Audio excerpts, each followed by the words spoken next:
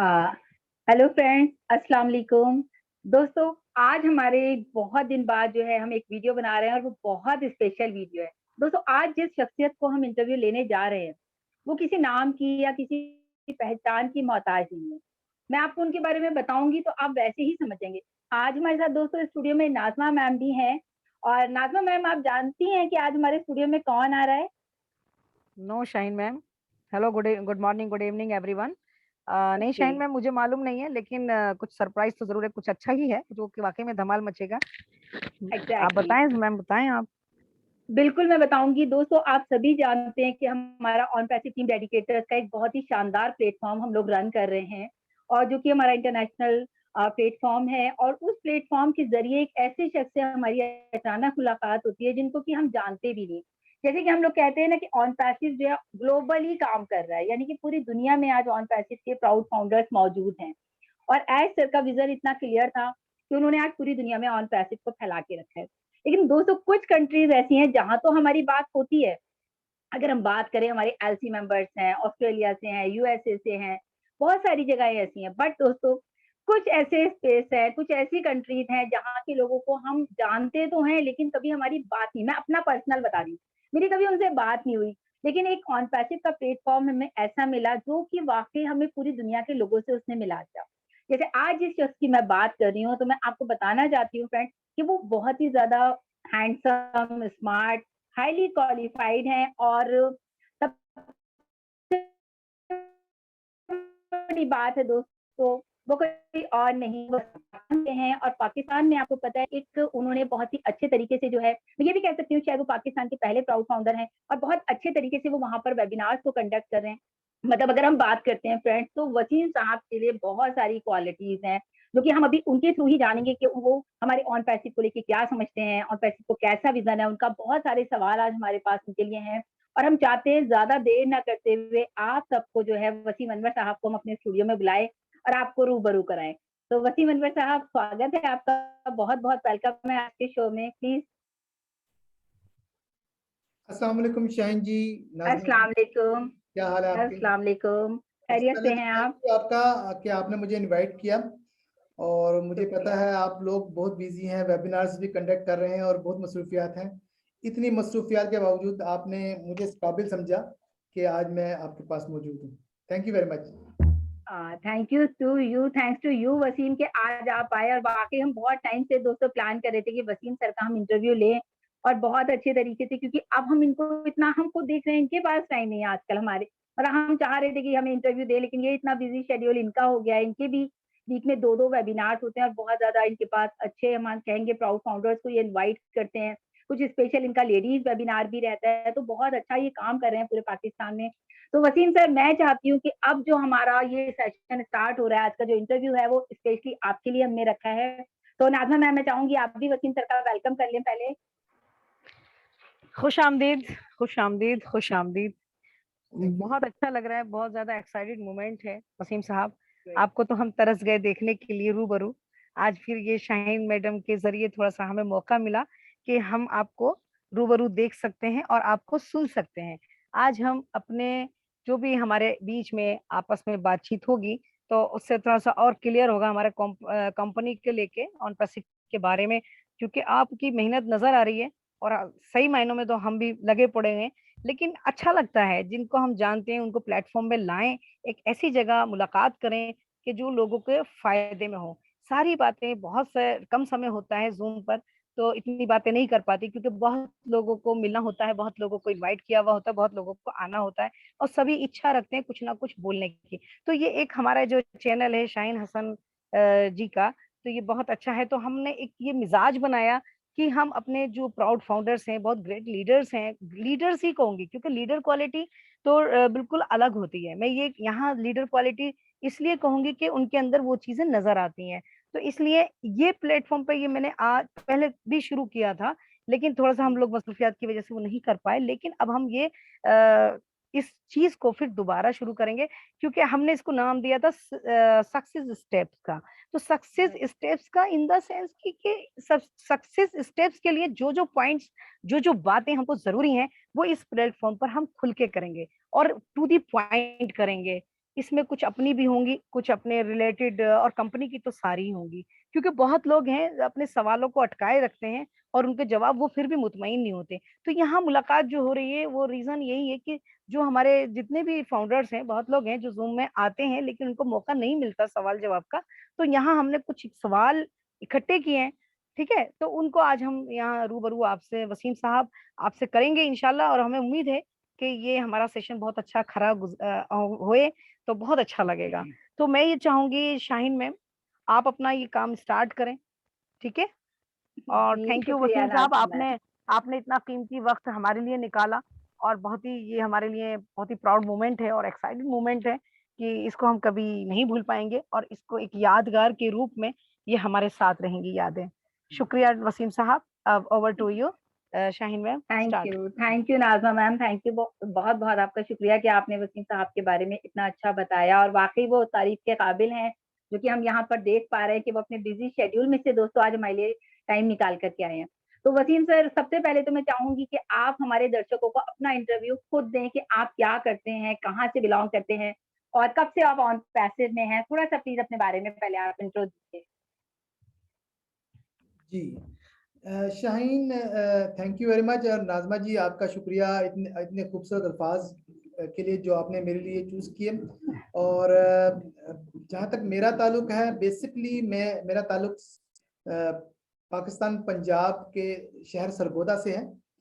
सरगोदा सरगोदा को हम शाहीनों का शहर भी कहते हैं, और इसकी वजह है पाकिस्तान की जो सबसे बड़ी एयरबेस है वो सरगोदा में है। और शाहीन आपकी वजह से बिल्कुल नहीं कहते, वहाँ एयरफोर्स की वजह से कहते हैं। तो और सेकेंडली ये है कि मैं इस वक्त शहर लाहौर में हूँ। लाहौर आपको पता है पाकिस्तान का दिल है, और वो भी पंजाब में है, और सरगोदा से लाहौर की ड्राइव 2 घंटे की है, यानी नज़दीक ही है। तो इस वक्त करंटली मैं यहाँ लाहौर में रह रहा हूँ। मैं फॉर्मर बैंकर हूँ, पहले बैंक में जॉब करता रहा हूँ, सिटी बैंक में, INB बैंक में। और इसके अलावा ये है कि बैंक को मैंने छोड़ दिया, फिर गुज़श्ता 8-10 साल से मैं ऑनलाइन फील्ड में हूँ, और मैं ऑनलाइन वर्क एडवाइज़र भी हूँ। और इसी दौरान ये ऑन पैसिव का सिलसिला, ज़ाहिर है ये भी एक ऑनलाइन फील्ड है, तो इस वजह से मैं यहाँ पर हूँ। तो यही मैं इन शॉर्ट है, अगर मैं पूरी स्टोरी को ज़रा लंबा करूँ तो काफ़ी टाइम निकल जाएगा। नहीं, बिल्कुल आपने सही बताया, और मतलब बहुत शॉर्ट में ही है, क्योंकि हमारे पास इतने सारे सवाल हैं। आज हमारे दर्शक आपसे बहुत कुछ जानना चाहते हैं। इनफैक्ट बात करूं पर्सनली, तो मैं भी बहुत कुछ जानना चाहती हूँ, क्योंकि मैं आपकी नॉलेज का खजाना देखती हूँ जब आपके पाकिस्तान के वेबिनार्स होते हैं। इतना आप माशाल्लाह अच्छे तरीके से वहां पर सब चीजों को बयान करते हैं, बताते हैं। आप हमारे इंडिया में भी आप काफी वेबिनार्स में मैंने आपको सुना, तो मुझे आपकी जो कम्युनिकेशन स्किल्स हैं वो बहुत जबरदस्त लगती हैं, और आपकी जो नॉलेज है ऑन पैसिव को लेके, दैट वाज सुपर्ब। तो वसीम सर, आप मुझे बताइए ऑन पैसिव को लेके आपका क्या व्यू है, आप क्या समझते हैं ऑन पैसिव से, कि आज हमारे ऐसा जवाब दीजिए वसीम सर कि हमारे जो लोग हैं ना, जो हमारे दर्शक है, जो हमें सुन रहे हैं, उन सबको जो है इस चीज को बिल्कुल उनका जो विजन है वो क्लियर हो जाए ऑन पैसिव। ठीक है, शुक्रिया जी शाहीन।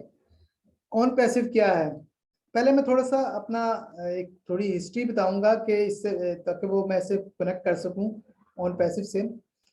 जब से मैं ऑनलाइन मैंने फील्ड ज्वाइन की, तो उस वक्त जो मैं ज़्यादातर जो काम देखता था वो MLM टाइप के काम होते थे। जिन लोगों को नहीं पता MLM, multi level marketing, networking वाला काम। और ये काम मैक्सिमम लोगों के लिए बहुत मुश्किल होता है, क्योंकि आप किसी को ज्वाइन करवाना, किसी को अपने रेफरेंस से ज्वाइन कराना, तो इसमें बहुत कम लोग कामयाब लोग बहुत कम होते हैं, ज़्यादातर लोग नाकाम होते हैं, फेल हो जाते हैं। तो इसके अलावा या तो इन्वेस्टमेंट बेस्ड काम होते हैं जिसमें बहुत ज़्यादा इन्वेस्टमेंट आपको इन्वेस्ट करनी पड़ती है, लेकिन होता है ये बहुत ज़्यादा बड़ी इन्वेस्टमेंट किसी को दे दें तो फिर ये काम भी बहुत रिस्की होता है। तो ये दोनों काम मैं रिकमेंड नहीं करता था। मैं थोड़ा ज़रा हकीकी था, लोगों को बताता था आप ये काम ना करें। और लेकिन जो लोग मेरे पास आते थे मैं मना कर देता था।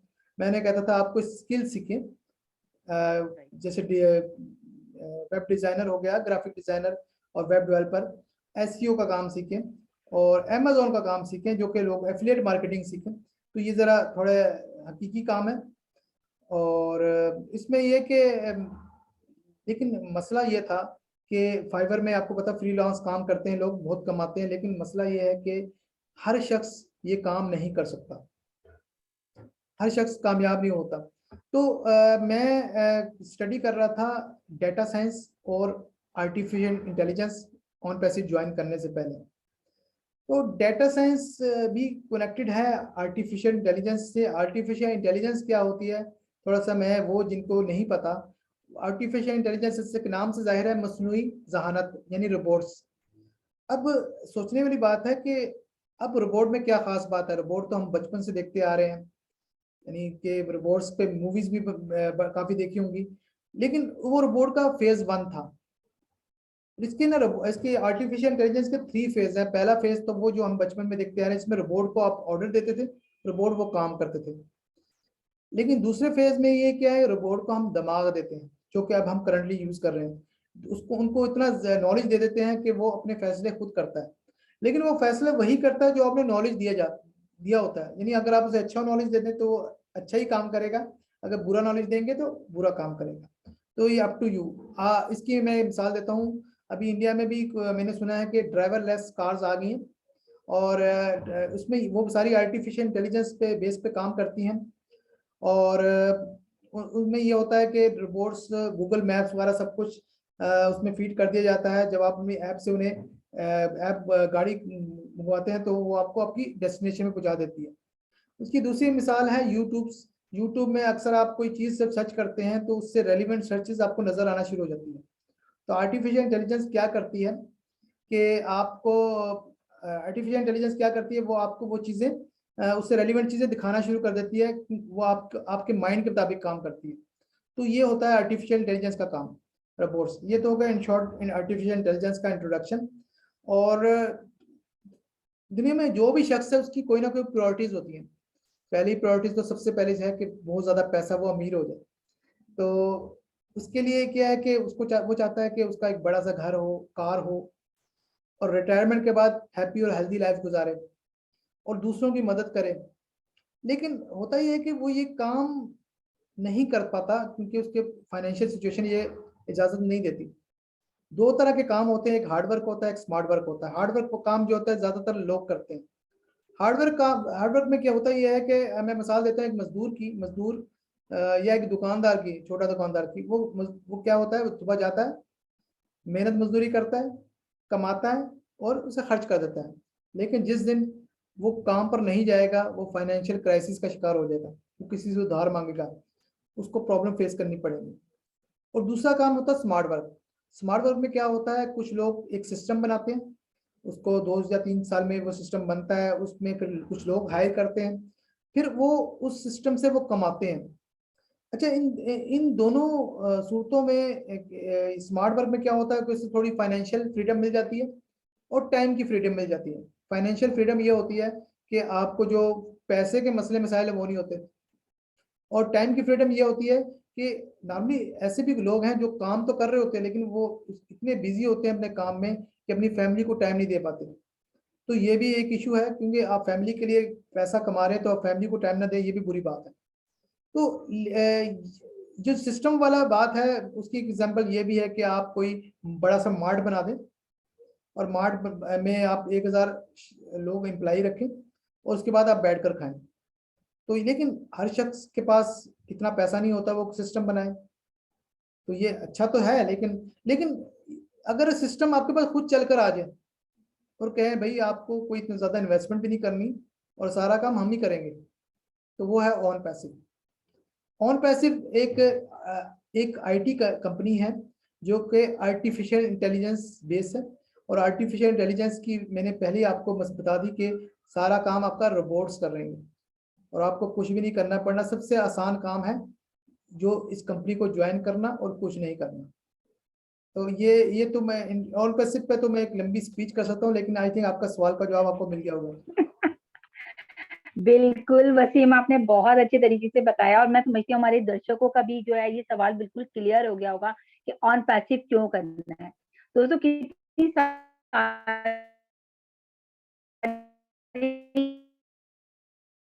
वसीम ने हमें एग्जांपल्स के साथ दिया कि वो अपने हिसाब से काम करें। तो ये मेरे मेरे लिए तो बहुत अच्छे से आपने आंसर दिया, बहुत बहुत शुक्रिया। वसीम, आपसे अगला सवाल हमारा जो है वो ये है कि बिजनेस मॉडल जो है हमारा ऑन पैसिव का, वो उसका इतना यूनिक क्यों है कि हम क्यों ऑन पैसिव करें? लोगों के माइंड में आता है भाई इतनी सारी कंपनीज हैं, आपको सब जैसे अभी आपने ही बताया कि बहुत सारी कंपनीज थी और लोग इंटरेस्टेड नहीं थे या आप भी नहीं होते थे, लेकिन यहाँ पर एक बिल्कुल लाइफ को चेंजिंग प्लेटफॉर्म है। तो ऐसा क्या आप बताएंगे कि यूनिक है हमारा बिजनेस मॉडल, वो बताएं प्लीज आप। हाँ जी, ये बहुत अच्छा क्वेश्चन किया आपने शाहीन। जी बिजनेस मॉडल यूनिक क्यों है? यूनिक बिजनेस मॉडल इसलिए कहा जाता है, इससे पहले अगर आप भी शाहीन आप ये काम करती रही हैं मल्टी लेवल मार्केटिंग के और दूसरे काम, और आपको ये अच्छी तरह पता है कि पहले बिजनेस मॉडल नाकाम इसलिए हो गए कि उसमें ज्यादातर लोग नाकाम होते थे, कामयाब लोगों की रेशियो कम होती थी। उसकी वजह उनका बिजनेस मॉडल था। उनका बिजनेस मॉडल ऐसा था, वो सिर्फ टॉप के लोगों को अमीर करता था और जो ज्यादातर लोग नाकाम हो जाते थे। अगर आप देखें नेटवर्किंग की फील्ड में देखें, जो अच्छे नेटवर्कर हैं जिनकी टीमें 1,000 की 2,000 की, वो तो कामयाब हो जाते थे, लेकिन जो नीचे वाले जो टीमें नहीं बना पाते थे वो नाकाम हो जाते थे। ऑन पैसिव का यूनिक बिजनेस मॉडल होने की वजह यह है, यहाँ पर वो लोग भी कामयाब हैं जो जिनको कुछ भी नॉलेज नहीं है, जो कि अनपढ़ है और जिनको एक्सपीरियंस नहीं है, ना तजर्बाकार हैं। आई थिंक इससे बड़ी यूनिक होने की वजह नहीं हो सकती कि आप ने जस्ट ज्वाइन करना है और कामयाब होना है।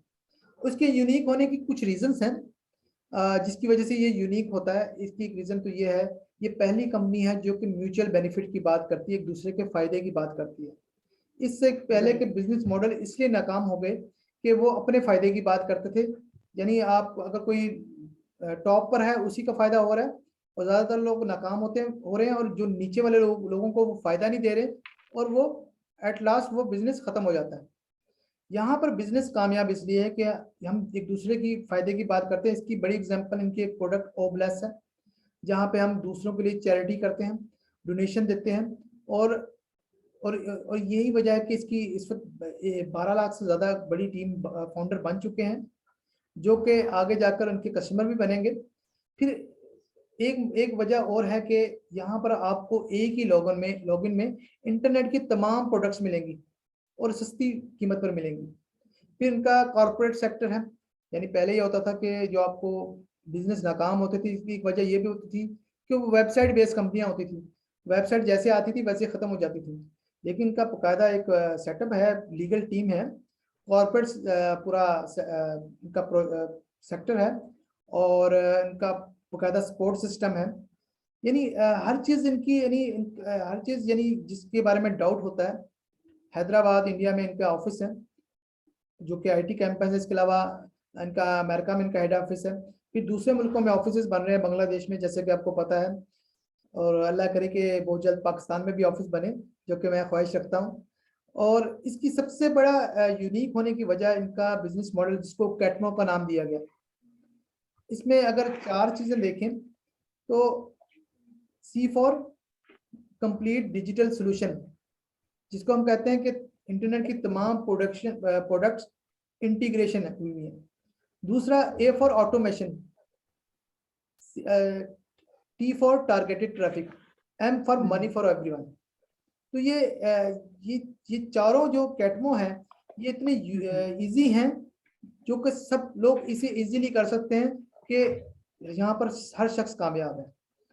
जी बहुत ही अच्छे तरीके से वसीम, आप वाकई में मतलब लग रहा है कि आप एक एक चीज बिल्कुल बारीकी के साथ हमें बता रहे हैं और बहुत ही अच्छे आपके जवाब हैं। आप मुझे वसीम एक चीज बताइए कि जो ये अभी आपने एक इवेंट किया था, आपका फिजिकल इवेंट हुआ था अभी पाकिस्तान में, जो कि हमने देखा पूरा सोशल मीडिया पे उस दिन आप छाए हुए थे। तो मैं ये समझती हूँ कि जैसे होता है ना कि हम अगर मेहनत कर रहे हैं तो वो मेहनत कहीं ना कहीं हमारी दिखती है।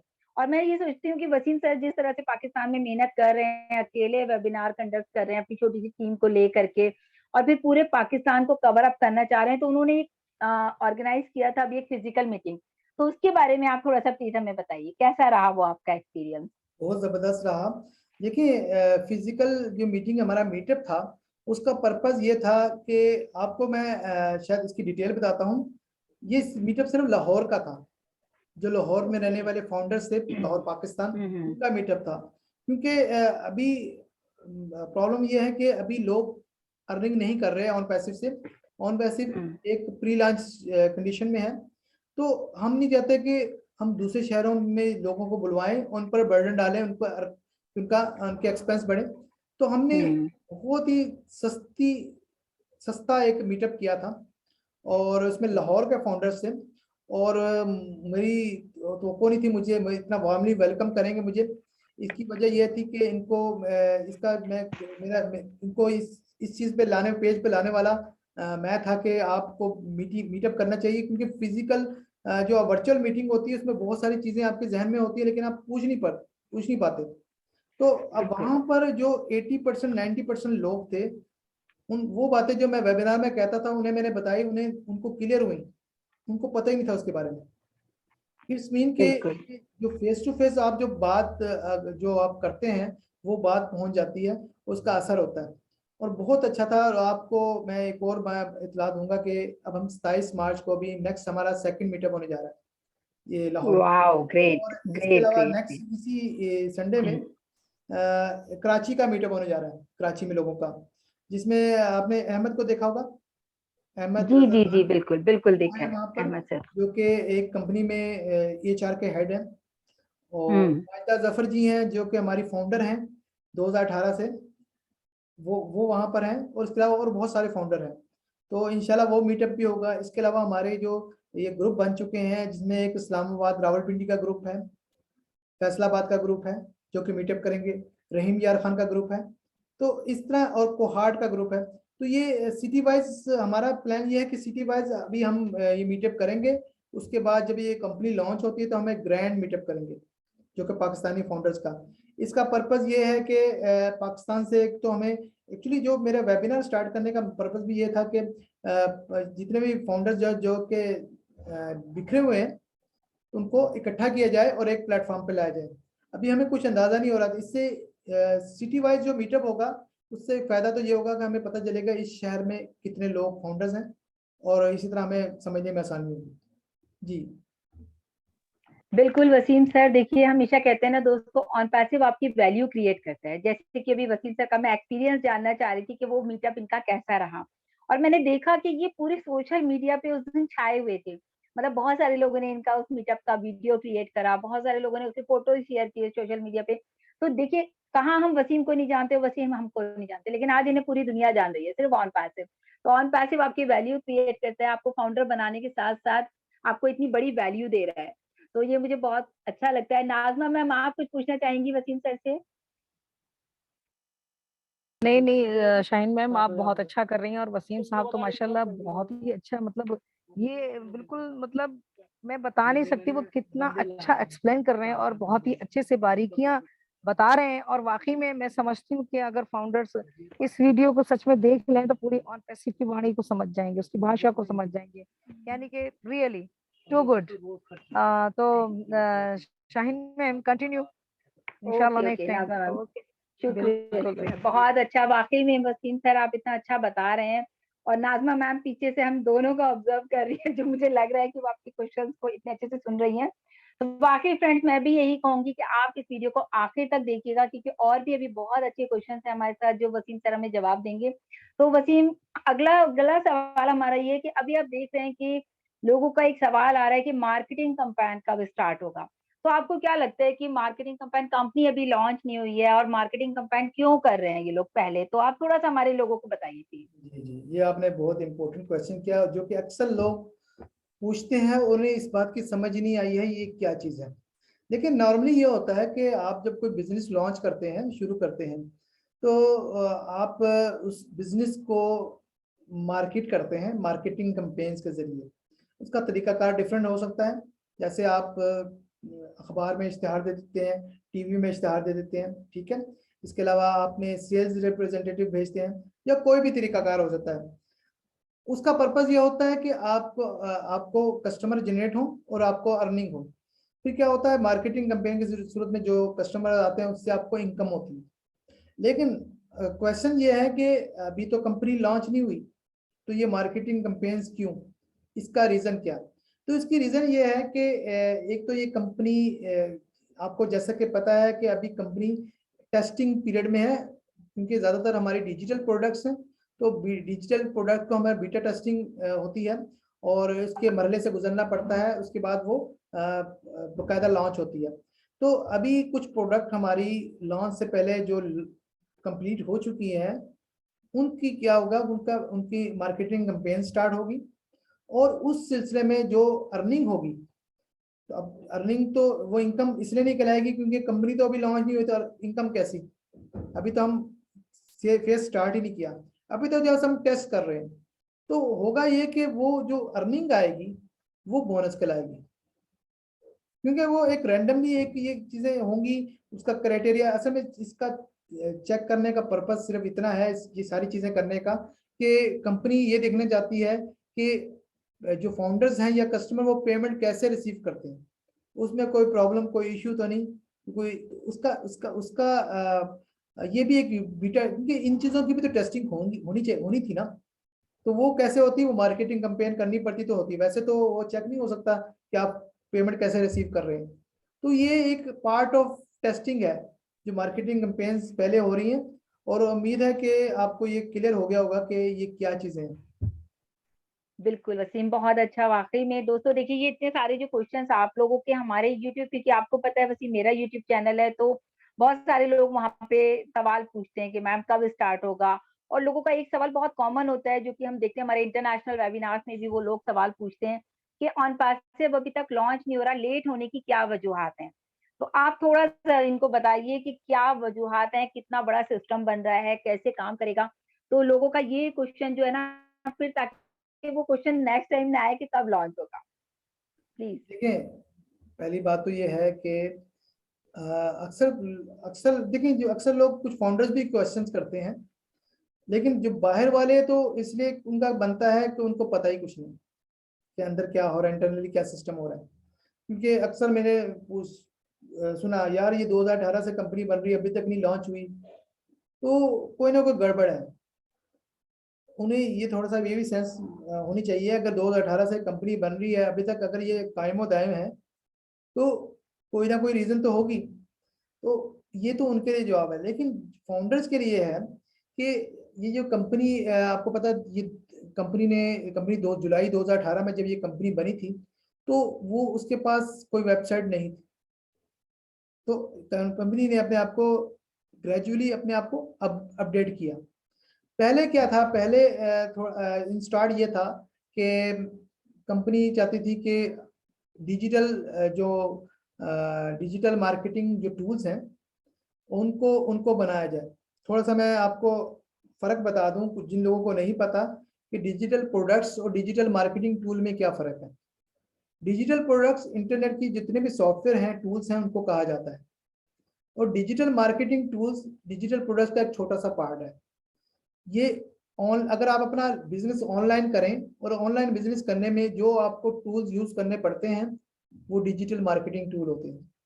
जैसे कि आप ईमेल मार्केटिंग टूल यूज करते हैं, डोमेन होस्टिंग भी आ जाती है, क्योंकि आप वेबसाइट्स बनाकर तो सारा कुछ बेचते हैं, तो सारे डिजिटल मार्केटिंग टूल होते हैं।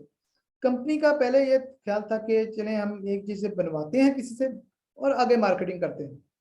इस सिलसिले में उन्होंने बरतानिया, मलेशिया, कनाडा, अमेरिका, फिलिपाइन, इन तमाम मुल्कों में उन्होंने एफर्ट की कि वो उनके प्रोडक्ट बना दे, लेकिन उन्हें कोई रिस्पॉन्स नहीं मिला प्रॉपर। देन फिर ये हुआ कि उन्हें इंडिया से 2 कंपनी से ऑफर आई कि हम ये सर्विसेज आपके लिए देते हैं। तो लेकिन 2 महीनों में उन्हें पता चल गया कि ये भी वो रिस्पॉन्स नहीं दे पा रहे जो हम चाहते हैं। देन उन्होंने डिसाइड किया क्यों ना हम अपनी कंपनी बनाएं, क्योंकि एक होता है ना कि आपकी अपनी कंपनी होती तो आप अपने दिमाग से जो जो काम करते हो वो बेहतर करते हैं। तो उन्होंने क्या किया, जो 2 कंपनियां थी उनमें से जो एक डाउन साइजिंग कर रही थी, उनके वो स्टाफ को हायर किया और ये कंपनी कलकत्ता में 2018 में स्टार्ट कर दी।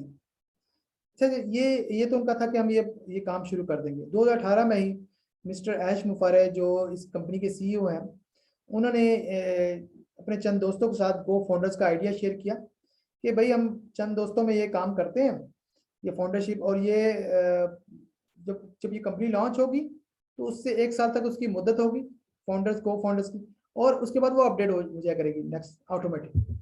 तो उसका अल्टीमेटली ये तो बीटा टेस्टर भी होंगे और उनको ज़्यादा ये सहूलत होगी।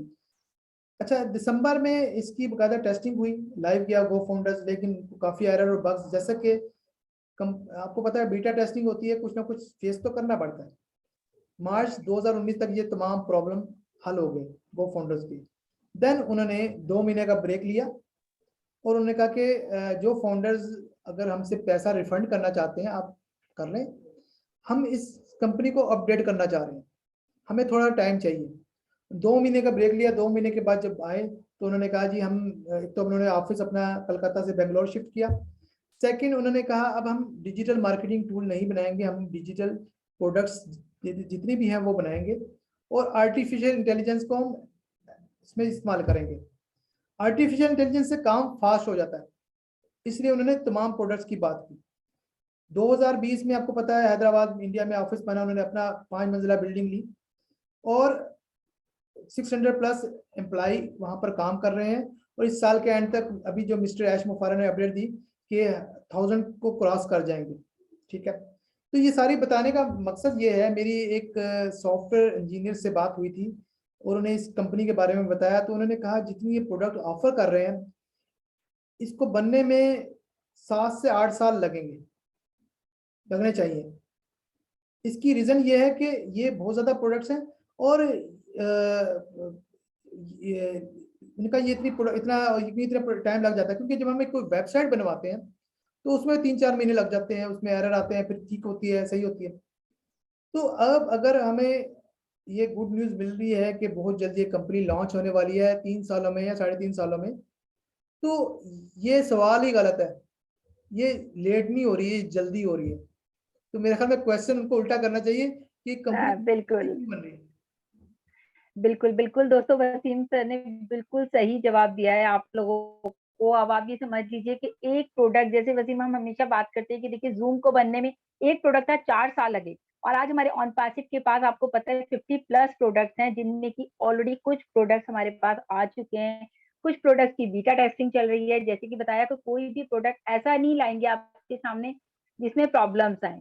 तो पूरी तरह से रेडी होने के बाद ही दोस्तों ऑन पैसिव लॉन्च होगी। तो वसीम ने बिल्कुल सही कहा, सवाल उल्टा पूछे कि इतनी जल्दी कैसे हो रही है, बहुत ही आपकी सही बात है असल ये। में कंपैरिजन अच्छा ही गलत वसीम है, एक चीज और, कंपैरिजन ही गलत है। एग्जैक्टली कंपैरिजन वो बिल्कुल करते हैं बिल्कुल एमएलएम कंपनी से, मल्टी जो वेबसाइट बेस्ड कंपनियां होती है कि वो एक डेट दे दी और जी लॉन्च होगी, खत्म होगी। अब फेसबुक की हम मैं एक जी एग्जांपल दूंगा, उसको 8-9 साल लगे थे बनने में। हमने तो जस्ट बिल्कुल। फेसबुक यूज करना शुरू कर दिया। अब उसके वो $500 में फाउंडर्स बना रहे थे, ऑफर करवा रहे थे, लेकिन कोई भी राजी नहीं हो रहा था, सिर्फ 9 लोग राजी हुए। आज वो 9 लोग मिलियंस डॉलर डेली कमा रहे हैं। तो इमेजिन करें, यहाँ पर एक प्रोडक्ट नहीं है, यहाँ पर तो इंटरनेट की तमाम एग्जैक्टली तो अपना लेवल थोड़ा चेक करें। जी सॉरी, आपको आपकी बात काटी मैंने। नहीं नहीं बिल्कुल, मैं आपको ही सुनने के लिए हम यहाँ पर हैं। बिल्कुल सही कहा। देखिए दोस्तों, होता क्या है कि जैसे वसीम, बहुत सारे लोग ये भी कहते हैं कि ऑन पैसिव जो है एक तरह से इंटरनेट मॉल है। आप ये भी कह सकते हैं, मतलब सब कुछ आपको एक ही जगह एक ही छत के नीचे मिलने वाला है। तो हम तो स्पेशली एज सर को ही थैंक्स कहेंगे कि देखिए उनके थ्रू हम इंटरनेशनल लोगों से मिल रहे हैं इतने बड़े प्लेटफॉर्म पे। अगर मैं अपनी बात करूं फ्रेंड, तो मैं यही कहूंगी कि as a business, international business women नहीं, मतलब कोई छोटी चीज नहीं है। इंटरनेशनल लेवल पर हम इतने बड़े बिजनेस में हैं, तो ऑन पैसिव पे वाकई में हमें प्राउड फील होता है कि हम ऑन पैसिव के प्राउड फाउंडर्स हैं।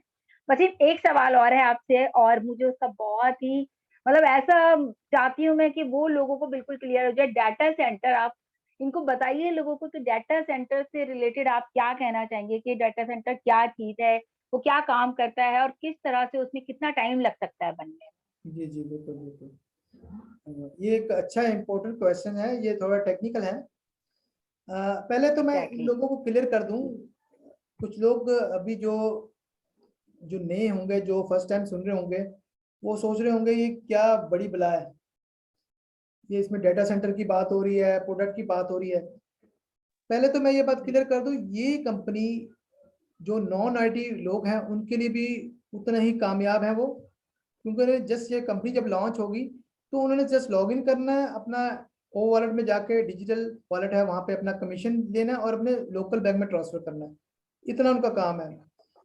अगर कोई आईडी का शख्स इसको यूज करके फायदा उठाता तो वो और ज्यादा कमाएगा।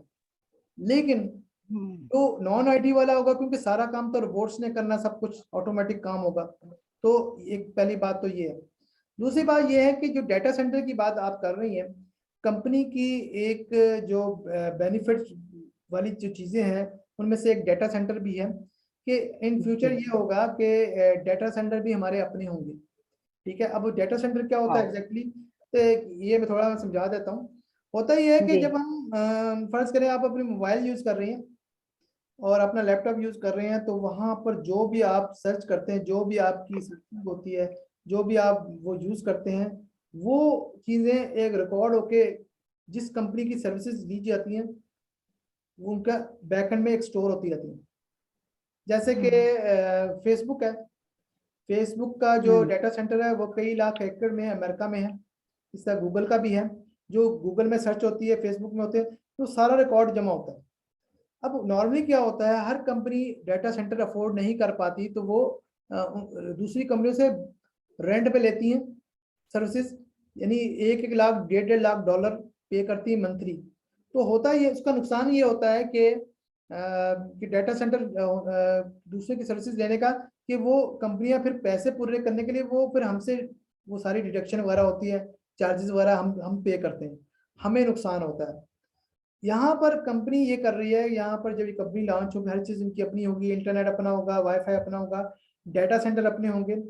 तो डाटा सेंटर का एक तो फायदा ये है जो मैंने बता दिया कि अपने डाटा सेंटर है, हमें से वो जो एक्स्ट्रा डिडक्शन नहीं होगी। दूसरा ये है कि क्योंकि वी आर पार्टनर, हम कंपनी के पार्टनर हैं, तो उससे जो रेवेन्यू जनरेट होगा उसके फाउंडर्स को भी फायदा होगा। तो ये एक एक एक्स्ट्रा एडिशनल चीज है, और ये एक कंपनी की अर्निंग में से भी एक चीज है। कंपनी के अगर अर्निंग की देखा जाए तो बहुत सारे तरीकों में से एक तरीका ये भी है। जी, अर्निंग की ही बात से मैं ये भी पूछना चाहूंगी वसीम, हमारे लोगों को बताइए कि अर्निंग हम कितने टाइप से यहाँ पर कर सकते हैं, क्योंकि देखिए दो फ्रेंड्स, यहाँ पर कोई इनकम फिक्स नहीं है हमारी, जो कि हम सुनते हैं, हमारा कोई फिक्स बिजनेस प्लान नहीं है, क्योंकि यहाँ पर इतनी इनकम आने वाली है कि हम सोच भी नहीं सकते। तो लोगों को थोड़ा सा बताइए कि किस तरह से हमारे पास इनकम जनरेट होंगी, मतलब कैसे कैसे हम यहाँ से इनकम, जैसे भी आपने बताया डाटा सेंटर से भी, सारे प्रोडक्ट से, और क्या तरीके रहेंगे हमारे पास यहाँ पर। बिल्कुल। जी अर्निंग के एक्चुअली इसके अर्निंग के इतने तरीके हैं, कुछ तो हमें बताया गया, कुछ अभी हिडन है जो कि वक्त के साथ हमें पता चलेंगे। और यानी ऐसा होगा, लेफ्ट से अर्निंग आएगी, राइट से अर्निंग आएगी। इसमें से एक तरीका कार तो ये है कि आपके लिए मार्केटिंग कैंपेन्स हो रही हैं, उससे अर्निंग आएगी। दूसरी बात ये होगी कि आप जो पर्सनल एफर्ट से जो अगर अपनी टीम बना लेते हैं, वैसे तो यहाँ पे जीरो टीम वाला भी कामयाब है, लेकिन यहाँ पर जो टीम बनाएगा ज़रा उसको बेनिफिट होगा। तो एक तो ये भी अर्निंग होगी, और फिर ये होगा कि जो आप ट्रैफिक पैकेज बाय करेंगे जब ये कंपनी लॉन्च होगी, उससे वेबसाइट पे जो रोबोट्स आपके लिए एफिलिएट मार्केटिंग करेंगे, बिजनेस ला के देंगे, उससे अर्निंग होगी। फिर ये होगा कि स्पिल ओवर आएगा ऊपर से, यानी कि कंपनी 3 से ज़्यादा नीचे अलाउ नहीं करती, तो आपके ऊपर से जो स्पिल ओवर आएगा उससे अर्निंग होगी। फिर ट्रिपल एंट्री बोनस मिलेगा, उससे अर्निंग होगी। फिर यह कि ब्रांड, मुख्तलिफ ब्रांड, क्योंकि सस्ती प्रोडक्ट मिलेंगी होंगी हमारी, तो हमारे से कनेक्ट होंगे। अब ये होगा ये कि जो कस्टमर्स आएंगे, जो फाउंडर नहीं होंगे, उनको तो काफ़ी बेनिफिट मिलेगा मिलेगा, लेकिन 1% फाउंडर्स पर 99% कस्टमर डिपेंड करेंगे, यानी उनको फायदा देकर ही आएंगे। इनको ज़्यादा ट्रैफिक मिलेगी, जिससे उनकी अर्निंग ज़्यादा होगी। तो टारगेटेड ट्रैफिक मिलेगी। टारगेटेड ट्रैफिक का थोड़ा मैं बता दूं क्या होती है। नॉर्मली क्या होता है कि नॉर्मली ये होता है कि इसमें इसका सिस्टम इस तरह का है कि इसमें एक तो इंटीग्रेशन होती है। इंटीग्रेशन से मुराद ये कि तमाम प्रोडक्ट्स आपस से जुड़ी हुई हैं, ठीक है। दूसरा फायदा ये होता है कि ऑटोमेशन, ऑटोमेटिक सब काम हो रहा है। फिर टारगेटेड ट्रैफिक, यानी नॉर्मली क्या होता है कि आपको जब एक वेबसाइट बनानी पड़ती है तो आपको डोमेन लेनी पड़ती है, होस्टिंग लेनी पड़ती है, और कुछ ऐसी चीज़ें 200-400, अगर सादा सी वेबसाइट पे बनाए $200-400 आपको मंथली पे करने पड़ते हैं। तो उस $200-400 आपको मंथली पे करने पड़ते हैं। तो उसके बाद क्या होता है, वेबसाइट में जो लोग विजिट करते हैं वो आपकी ट्रैफिक होती है। तो अगर आप गूगल पे सर्च करें अगर, तो आपके सामने 10 रिजल्ट नजर आते हैं, लेकिन पीछे अगर 50,000 रिजल्ट हैं, तो आपके पास इतना टाइम नहीं होता कि 50,000 रिजल्ट देखें। आप पहले पेज के 2-3 वेबसाइटें देखते हैं, बहुत कम लोग हैं जो सेकंड पेज पे जाते हैं। तो कोशिश होती है लोगों की कि अपनी वेबसाइट को रैंकिंग के जरिए पहले पेज पर लेकर आए। वो कैसे? जितनी दफा उनकी वेबसाइट पर क्लिक होंगे, लोग विजिट करेंगे, उतना वो ट्रैफिक जनरेट होगी। अब वो क्या करते हैं, लोगों से क्लिक करवाते हैं, लोगों को पैसे देके एसईओ करवाते हैं, सर्च इंजन ऑप्टिमाइजेशन के। वो क्योंकि वो नॉर्मली जब कंपटीशन होता है तो वो लोग फिर जो नेचुरल जो तरीका होता है कि वो लोग विजिट करें, उस पर रिलाई नहीं कर सकते। तो वो फॉर एग्जांपल वो उनको मंथली पे कर रहे हैं, फिर रैंकिंग नंबर 1 पे आ गई है, अगर महीने नहीं देंगे वो दोबारा पीछे चली जाएगी क्योंकि उन्होंने काम नहीं किया। तो उसके लिए भी फिर ये कि टारगेटेड ट्रैफिक कितनी आएगी, हर क्लिक काम नहीं करेगा। हमारा यहाँ पर काम ऐसा होगा कि हमें जो भी वेबसाइट मिलेगी वो एक्सक्लूसिव होगी। उसमें सिर्फ जो लोग वहाँ पर विजिट करेंगे उनकी हर चीज़ चेक होगी। उनके credit card artificial intelligence check करेगी क्या इनमें इतनी एक्सेस है कि हमारी ये प्रोडक्ट बाय कर सके। तो वो जब इतने ज़्यादा चेक एंड बैलेंस होगा, ये कहते हैं ना फिल्टर होके ट्रैफिक मिलना। एक होता है कि एक दुकान में 1000 कस्टमर जाता है, एक होता है फिल्टर करके 100 कस्टमर वही भेजा जाता है जिनको जेन्युइन जरूरत है। तो हमारा ये होगा, तो टारगेटेड ट्रैफिक मिलेगी, तो उससे अर्निंग होगी। तो ये अर्निंग के तो इतने तरीके हैं जो कि आपको लॉन्च होने के बाद भी पता चलेंगे, और इसके लिए तो टेंशन लेने की जरूरत ही नहीं है। जी बिल्कुल। अब तो मतलब मुझे ऐसा लगता है कि हमारे जितने भी फ्रेंड्स हैं आज हमें सुन रहे हैं इस प्रोग्राम को, जिन्होंने सुना, तो वाकई उनके सारे क्वेश्चंस जो कि मेन क्वेश्चन है, क्योंकि डाटा सेंटर का बहुत ही मेन क्वेश्चन हमेशा रहता है मार्केटिंग कंपाइन का, तो ये सारी चीजें वसीम ने इतने अच्छे से क्लियर की हैं अल्हम्दुलिल्लाह, कि सुनने में भी बहुत अच्छा लगा, इनफैक्ट हमारी भी नॉलेज इंक्रीज हुई। नाजमा मैम, आप कुछ पूछना चाहेंगी इससे रिलेटेड सर से? जी अल्हम्दुलिल्लाह, बहुत ही अच्छा, मतलब बहुत ही अच्छा मतलब बयान किया है वसीम साहब ने। लेकिन कुछ मेरे दिमाग में भी आ रहा है, मैं मालूम करना चाह रही थी कि कुछ क्वेश्चंस हैं वैसे, लेकिन आप कंटिन्यू रखिएगा। लेकिन एक क्वेश्चन अभी पूछ लेते हैं, ये बीटा टेस्टिंग क्या क्या होती है, इसके बारे में बताएं थोड़ा वसीम साहब। अच्छा, असल में नाज़मा जी होता है ऐसा है कि जो प्रोडक्ट होती है ये डिजिटल प्रोडक्ट होती है। डिजिटल प्रोडक्ट्स होते हैं, सॉफ्टवेयर होते हैं। जब सॉफ्टवेयर इंजीनियर होता है, जो जब कोई सॉफ्टवेयर बनाता है, उसकी जो टेस्ट उसको क्या करता है, पहले खुद टेस्ट करता है, उसको खुद टेस्ट करके चेक करते हैं, उसको अल्फा टेस्टिंग बोला जाता है। उसके बाद फिर उसको वो यूनिट यूनिट वाइज टेस्ट करता है, यानी एक एक पार्ट्स को टेस्ट करता है। फिर उसके बाद उसको इंटीग्रेट करता है, यानी आपस में कनेक्ट करता है, फिर चेक करता है। फिर उसके बाद क्या करता है, वो पब्लिकली कुछ लोगों को एक्सेस दे के लोड डाल के चेक करता है कि क्या ये कोई एरर या बग्स तो नहीं है। क्योंकि अगर डायरेक्ट अगर वो प्रोडक्ट को अगर लॉन्च कर दे, अगर उसमें एरर आ जाए तो इंप्रेशन खराब होता है। तो आपने अक्सर सुना होगा ये बीटा वर्जन है, वो टेस्टिंग वर्जन होता है। तो यही वजह है कि हमारी जो प्रोडक्ट्स हैं वो उनकी बीटा टेस्टिंग चल रही है। और आपने देखा होगा अभी ओ फाउंडर्स में कुछ लोग कहते हैं हमारे साथ ये चीज़ ओपन नहीं हो रही, ये हो रहा है, असल में ये सब टेस्टिंग का पार्ट है। तो थोड़ा सा मैं आपको एक्सप्लेन कर देता हूँ। जब कोई सॉफ्टवेयर इंजीनियर ने अगर कोई सर्वर है उस पर टेस्ट किया है तो ओके कर दिया है, अब क्या करता है, एक और सर्वर होता है जिसको कि बीटा टेस्टिंग का होता है, उसमें वो डाटा ट्रांसफर कर देता है। और वहां पर वो जब चीज टेस्टिंग होती है तो उससे पता चल जाता है कि इस पॉइंट पर यहाँ पर टेस्टिंग से यहाँ पर प्रॉब्लम आ रहा है, यहाँ पर प्रॉब्लम आ रहा है। तो वो क्या करता है, जब वो सारे प्रॉब्लम ठीक कर लेता है, हमें लग रहा होता है कि अभी यार ये तो अभी ठीक ही नहीं हुआ, लेकिन वो इंटरनली काम हो रहा होता है। तो ये सारे एरर ठीक हो जाएंगे, फिर उन्होंने एडवांस सर्वर चेंज करना है और ऐसे लगेगा जैसे सब कुछ ठीक, कभी खराब हुआ ही नहीं। तो अभी जो कुछ लोग ये भी कहते हैं भाई ये तो ये तो इतना स्लो है, या ये है, या ये काम नहीं कर रहा, तो एक्चुअली वो इंटरनली सिस्टम को नहीं समझते। तो हमारी अभी बीटा टेस्टिंग चल रही है। अभी जो आपने मार्केटिंग कैंपेन्स की बात की वो भी बीटा टेस्टिंग का हिस्सा है। उसमें हम पेमेंट सिस्टम चेक कर रहे हैं कि कैसे फाउंडर और कस्टमर रिसीव करेंगे। ठीक है, हर चीज़ की टेस्टिंग है ना। ठीक है, तो ये चीज़ है। तो ये जब चीज सारी टेस्टिंग कंप्लीट हो जाएगी तो कंपनी का ग्लोबल लॉन्च हो जाएगा। जी जी थैंक यू, जी बहुत नाज़मा अच्छा मैम। किया आपने। जी जी शाहीन मैम, आप रखें जी कंटिन्यू। जी, बताएं कैसा आपका सवाल का जवाब क्लियर हुआ आपको? नहीं नहीं, बिल्कुल क्लियर, बहुत ही इजीली, बहुत ही अच्छे तरीके से समझा दिया, वरना आदमी तो कंफ्यूज हो जाता है ना कि ये सब चीजें क्या है ना। तो इसलिए अब आगे आपका कोई क्वेश्चन है बताएं, नहीं तो फिर आगे मैं बोलूंगी फिर।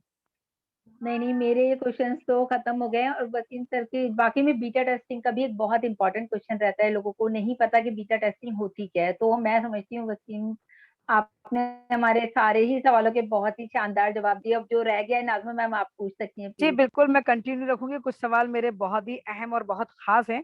सबसे पहले वसीम साहब, आपने जो अभी बात करी थी फाउंडर, रो फाउंडर, गो फाउंडर, आई थिंक मैं मालूम करना चाहूंगी सर, ये गो फाउंडर और ओ फाउंडर में क्या फर्क है, ये बताएं। थोड़ा सा कंफ्यूजन है फाउंडर्स को लेके ना, इन चीजों को लेके, जी जरा बताएं बताएं। जी। एक्चुअली एक्चुअली मैं आपको ये बताना चाहूंगा, जब ये गो फाउंडर्स वेबसाइट बनाई गई थी तो उसका पर्पज ये था कि वो सिर्फ एज ए पेमेंट गेटवे के तौर पर यूज करना था। एक सिस्टम था एंट्री का फाउंडर्स का।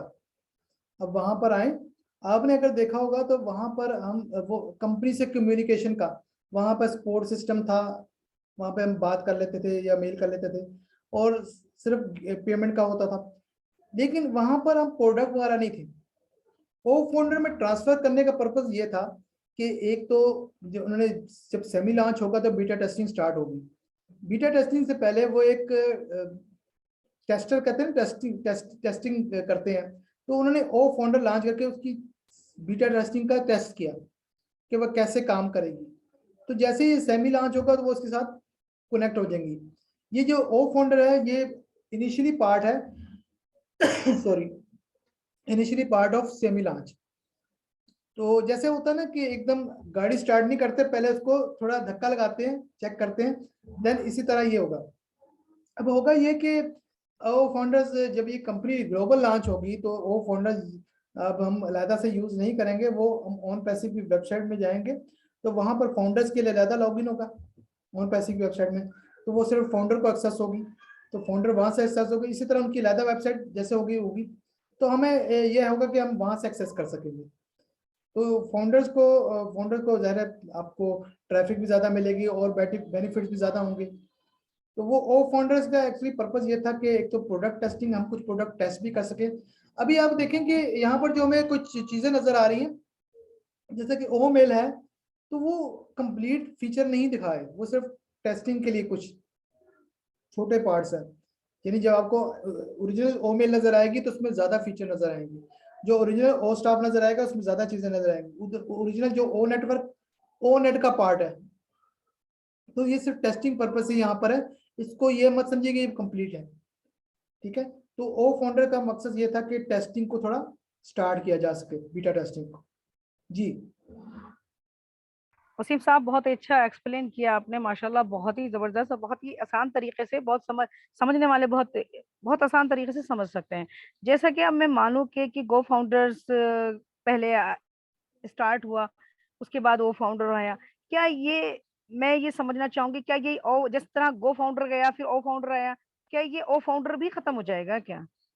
बताएं जरा थोड़ा सा। देखिए, ये मैंने कल मेरे वेबिनार में आए थे चार्ल्स, मिस्टर चार्ल्स ओसोंग, शायद आप जानते हो, एलसी मेंबर है यूएसए से।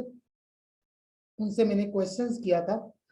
क्वेश्चंस जो लोग पूछते हैं, उन्होंने ये बात बताई थी कि वो फाउंडर्स एक्चुअली, कहने को तो खत्म हो रहा है, वो इस तरह शायद हो कि हम शायद डायरेक्ट ना देख सकें, डायरेक्ट उस पर एक्सेस ना कर सकें। हो सकता है डायरेक्ट एक्सेस भी हो, लेकिन ये होगा कि अब जैसे ऑन पैसिव की वेबसाइट में गए आप, वहां पर एक होगा कि फाउंडर एक्सेस या फाउंडर लॉगिन, जो कि सिर्फ फाउंडर ही आईडी पासवर्ड लिख सकते हैं ना, और तो कोई नहीं कर सकता।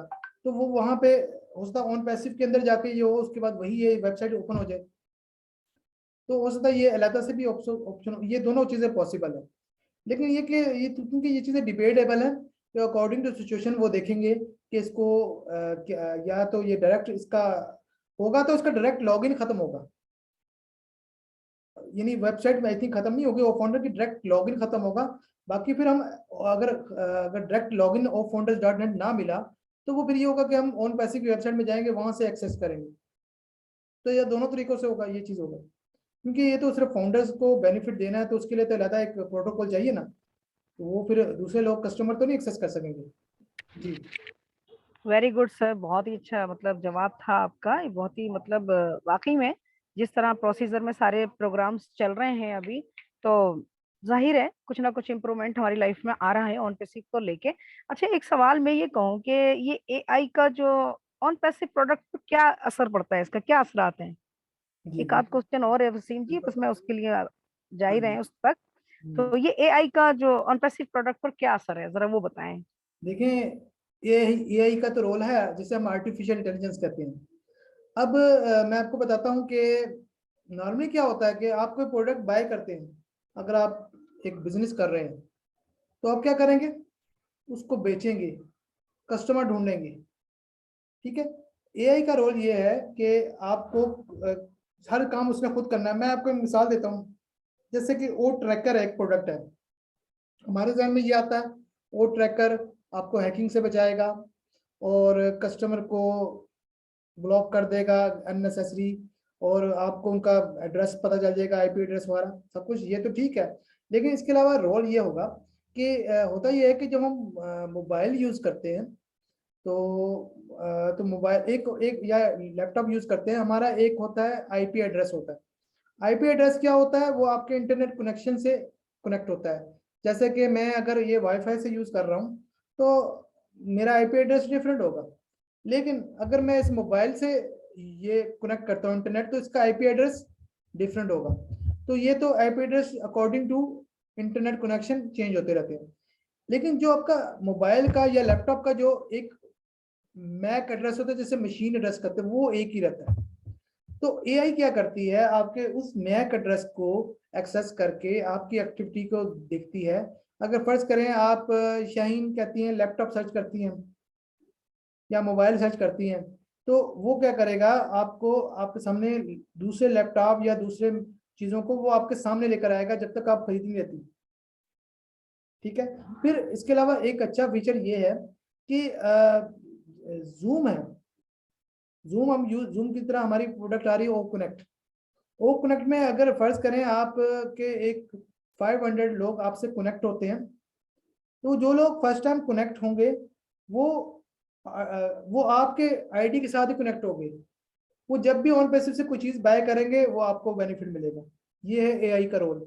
यानी किसी तरह से भी ये कस्टमर ले लें, वो एआई के थ्रू फायदा देंगे देंगे। जैसे कि मैंने पहले आपको बताया कि जब ये एक्सक्लूसिव आपकी वेबसाइट होगी, जैसे shine.ai या nazma.ai ये वेबसाइट है, इस पर जो आएगा वो आप ही का होगा। वो जितनी जिंदगी में जब भी प्रोडक्ट बाय करेगा वो आप ही के थ्रू करेगा। अच्छा, उसमें ये नाम नजर नहीं आएगा कि shine.ai, या उसने रैंडमली क्लिक कर लिया कि मैंने ये सिर्फ ये प्रोडक्ट बाय करनी है, तो वो बेनिफिट किसे होगा, शाइन को।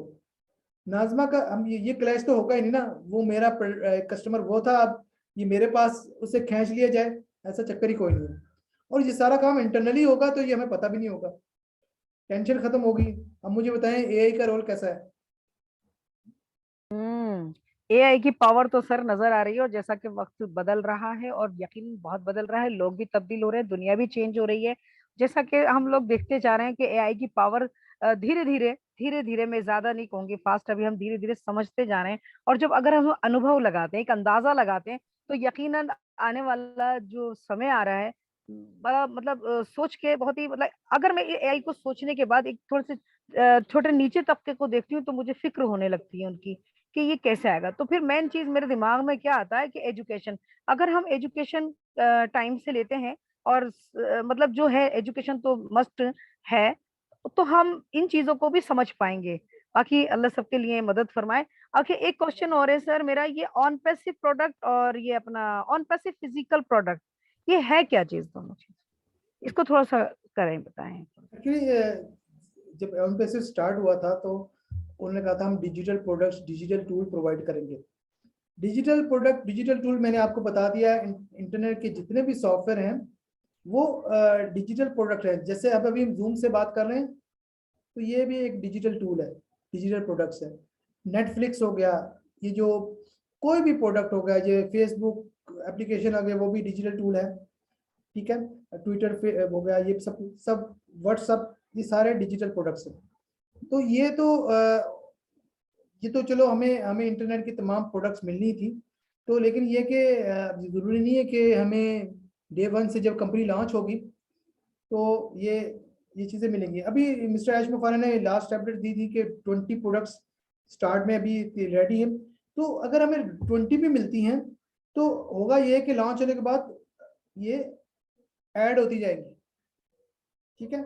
लेकिन अब कुछ लोग ऐसे हैं जो फिजिकल प्रोडक्ट्स की तरफ जाते हैं, तो उन्होंने कहा स्टार्ट में 30 प्रोडक्ट्स उन्होंने कहा था हम फिजिकल प्रोडक्ट्स भी साथ देंगे, जो कि बहुत बड़ी बात है। और इस तरह वो मार्केट जो कैप्चर नहीं हो सकी थी फिजिकल प्रोडक्ट की वजह से, तो वो एरिया भी हम कवर करेंगे और ये एआई हमें इसमें रोल अदा करेगा।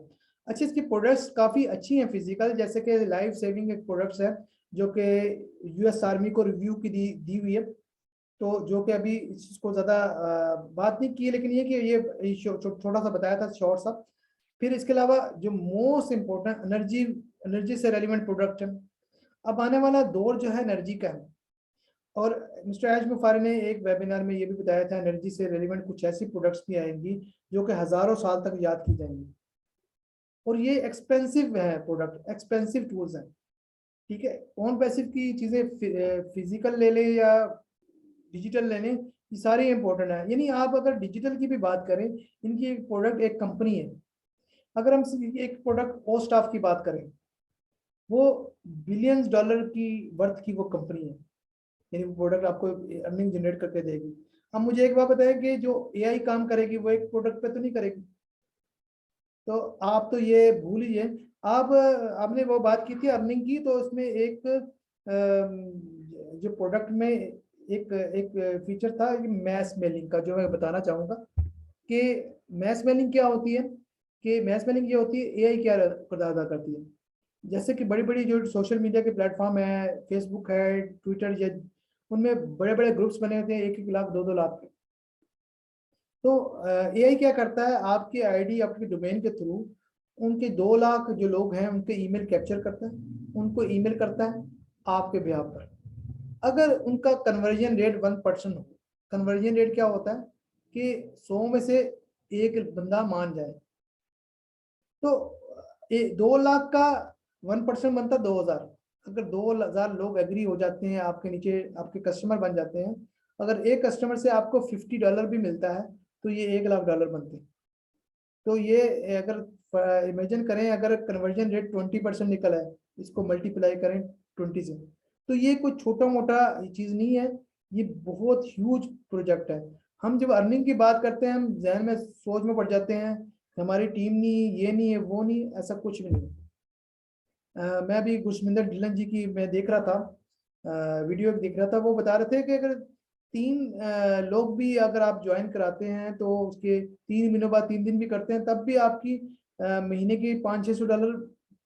ये कहते हैं हम जो वर्स्ट से वर्स्ट कंडीशन सोच रहे हैं, ऐसा नहीं होगा, क्योंकि 3 कस्टमर 3 महीने बाद तो नहीं आएंगे, वो तो 1 घंटे में 1 मिनट में आ सकते हैं। एआई, मुझे एक बात बताएं, एक कॉमन सेंस की बात है, एक अगर मैनुअली आप लोग हायर करते हैं, सेल्समैन अगर आप मार्केट में भेजते हैं तो कुछ ना कुछ लेकर ही आते हैं, ऐसा वो खाली आता है। यहाँ पर तो काम आर्टिफिशियल इंटेलिजेंस कर रही है, तो हाउस पॉसिबल कि कुछ भी ना मिले, जबकि हमारे पास प्रोडक्ट भी बहुत है और आर्टिफिशियल इंटेलिजेंस ने 24 घंटे काम करना है। जी जी नजमा जी। जी वसीम साहब, यकीनन बहुत ही जबरदस्त तरीका है, और कोई समझ ले इन चीजों को तो यकीन जानो कि ये वजन उठाने से तो अच्छा है। और ये सब तो मतलब वो टाइम जा रहा है कि लोग इतनी मजदूरी करें और कुछ भी ना मिले, हाथ में कुछ नहीं आए। और जब अपनी रोजी के लिए निकलता है ना, खाने कमाने के लिए, चाहे वो बोझा उठाए या किसी का कुछ भी करे काम, तो वो कुछ ना कुछ लेके आता है यकीनन। और इसी तरह जैसे आपने एआई की जो पावर बताई है ना सर, बहुत ही माइंड ब्लोइंग है, प्लान दिया है आपने, बहुत ही जबरदस्त दिया है। एक लास्ट क्वेश्चन मैं आपसे करूंगी सर। जैसे कि फॉर एग्जांपल कि आप भी फाउंडर हैं और पाकिस्तान के फर्स्ट फाउंडर हैं, really we are proud of you कि आपने उस चीज को समझा और जाना और पहचाना, तो आप उसके फाउंडर बन गए। और आपकी कोशिश और आपकी जो मेहनत है, यकीनन जिस तरह आप आज आए हैं, वक्त दिया है, यकीनन हमें भी अभी बहुत सारा टाइम हो गया, 1.5-2 घंटे हो गए मिनिमम। तो ये बहुत बड़ी बात है। इसका मतलब लगता है कि आप कितने सिंसियर हैं इस चीज को लेके, और कितने समझ चुके हैं इस चीज को, कि वो आप जूम के जरिए भी लोगों को ये बताना चाह रहे हैं कि अब वक्त बदल चुका है, और आप यहाँ कुछ कुछ जैसे कि अब आप भी फाउंडर हैं, मैं भी फाउंडर हैं, शाहीन हसन भी हैं, और बहुत सारे फाउंडर्स ऑलरेडी यहाँ 12 लाख से ज्यादा हो चुके हैं। लेकिन मैं ये कहूंगी जो हमारे व्यूअर्स ऐसे भी हैं जो हमें देखते हैं, सुनते हैं, ठीक है, तो मैं एक सवाल लास्ट में ये जरूर करना चाहूंगी सर। हमारी सबकी आईडी लगी हुई है, जैसे ऑन पैसिव में हमें ज्वाइन करने के लिए क्या करना चाहिए और कितना पे देना देना पड़ेगा, उसके लिए हमें कितना अमाउंट देना पड़ेगा सर? ये मेरा लास्ट क्वेश्चन है, थोड़ा सा इसको करें एक्सप्लेन। देखिए, जैसा कि मैंने आपको बताया था कि गो फाउंडर्स का जब आइडिया शेयर हुआ था, तो ये एक और मैं बात इसके साथ मैं अटैच करना चाहूँगा, वो एक प्लस पॉइंट है कि देखिए, जब स्टार्ट में जब फाउंडर्स का आइडिया शेयर किया गया था $97 में, तो उस वक्त आप देखिए डिजिटल मार्केटिंग टूल को हम बेच रहे थे। अब इंटरनेट की तमाम प्रोडक्ट बेच रहे हैं हम, फिजिकल प्रोडक्ट 30 भी आ गई हैं, डेटा सेंटर भी बनेंगे, सब कुछ होगा। लेकिन मिस्टर एच मुफारे की एक बात है कि $97 को उन्होंने इंक्रीज नहीं किया, हम कीमत वही दे रहे हैं। एक किस्म का एहसान ही मैं कहता हूँ है कि जो हमें इतनी ज्यादा चीजें देखिए, आपको मैं मिसाल देता हूँ कि अगर आप 1,000 का कपड़ा आपने लेना है, तो 10 कपड़े ले लेते हैं, तो ये तो नहीं हो सकता 1,000 में आप 100 कपड़े ले लें।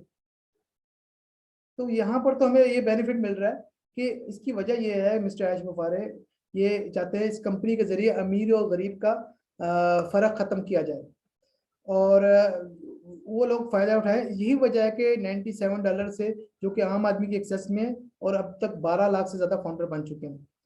पहली बात तो ये कि फाउंडर पोजीशन बहुत जल्द ये क्लोज होने वाली है, और ये पहले इनका प्लान ये था कि कंपनी $97 देके ये फाउंडर बनेंगे, उसके बाद सेमी लॉन्च होगा, उसके बाद उसकी प्राइस इंक्रीज हो सकती है या डिक्रीज हो सकती है, और सेमी लॉन्च के बाद बकायदा ग्लोबल लॉन्च होगा, सेमी लॉन्च में बीटा टेस्टिंग होगी। लेकिन अब चूंकि थोड़ा सा सिस्टम चेंज हो गया, 12 लाख फाउंडर बन चुके हैं, अब हम बहुत क्लोज हैं। अब जब सेमी लॉन्च होगा तो उससे पहले फाउंडर पोजीशन क्लोज हो जाएगी, और सेमी लॉन्च में मजीद फाउंडर नहीं होंगे। ठीक है, अब फाउंडर को एजुकेट किया जाएगा। तो $97 अभी, अगर हमारे पास फिर भी अभी टाइम है शॉर्ट, जो लोग इससे फायदा उठा लें। देखिए, अपॉर्चुनिटी आपको एक दफा दस्तक जरूर देती है। मिस्टर एच मुफारे से किसी ने क्वेश्चन किया था कि हम तो लोगों के फायदे की बात बताते हैं, लेकिन हर शख्स हमारी बात नहीं सुनता। तो उन्होंने उनका जवाब ये था कि ये कंपनी हर एक के लिए नहीं है। मैं ये चाहता भी नहीं हूँ हर शख्स ये ज्वाइन करे। अगर हर शख्स ने ज्वाइन कर लिया तो मेरी गाड़ी कौन धोएगा? तो ये आपने डिसाइड करना है, गाड़ी का मालिक बनना है या गाड़ी धोने वाला बनना है। ठीक है, ये अपॉर्चुनिटी तो आपको मिल रही है।